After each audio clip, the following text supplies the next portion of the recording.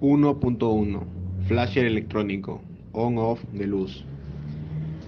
Se utilizó un Arduino del módulo ATECH de electrónica programado como generador de onda cuadrada de frecuencia variable para diseñar e implementar un flasher que controle el parpadeo de un bombillo. Consideramos que los pines del Arduino proporcionan una corriente no mayor a 40 miliamperios.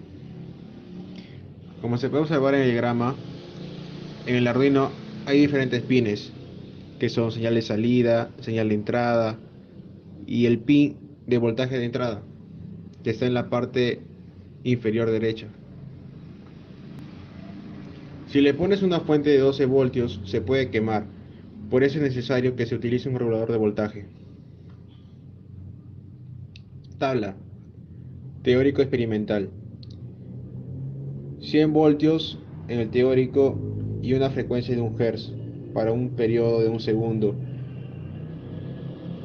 Y la corriente se obtuvo que era 0.0045 amperios y un voltaje máximo de 4.5 voltios.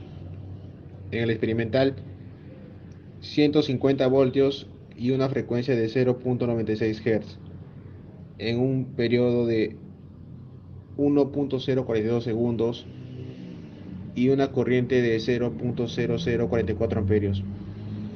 El voltaje máximo 4.4 voltios.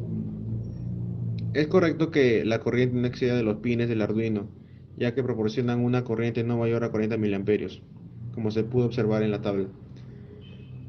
Estos datos están dentro del rango establecido. En el primer reto se nos pidió hallar la señal PWM, donde tuvimos que el voltaje de entrada 5 voltios, tal y como se muestra en el Arduino de la imagen, se encontraba en la parte inferior derecha.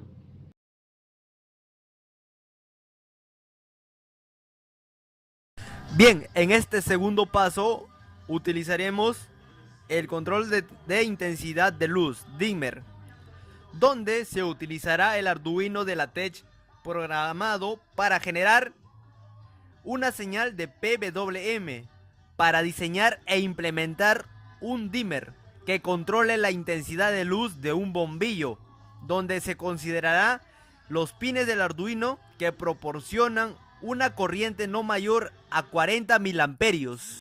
Bien, ahora procedemos a nombrar las frecuencias, tanto en 10%, 50% y 70%.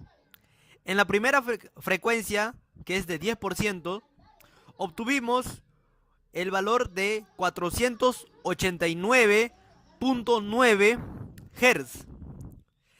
En el porcentaje de 50%, obtuvimos 33.96 Hz.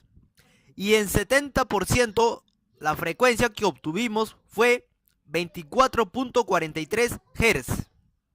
Bien, esos datos de la frecuencia de 10, 50 y 70% lo trasladamos a nuestra tabla, tanto que nos dio como valor en el osciloscopio y también en el multímetro.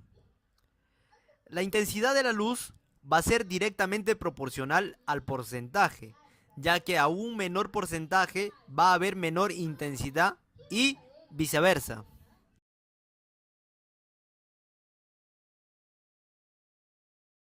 Bueno, en el circuito del SQR podemos ver que utilizamos de nuevo un transistor, pero esta vez el transistor lo conectamos a una bobina, en este caso un relé, pero solo activamos la bobina.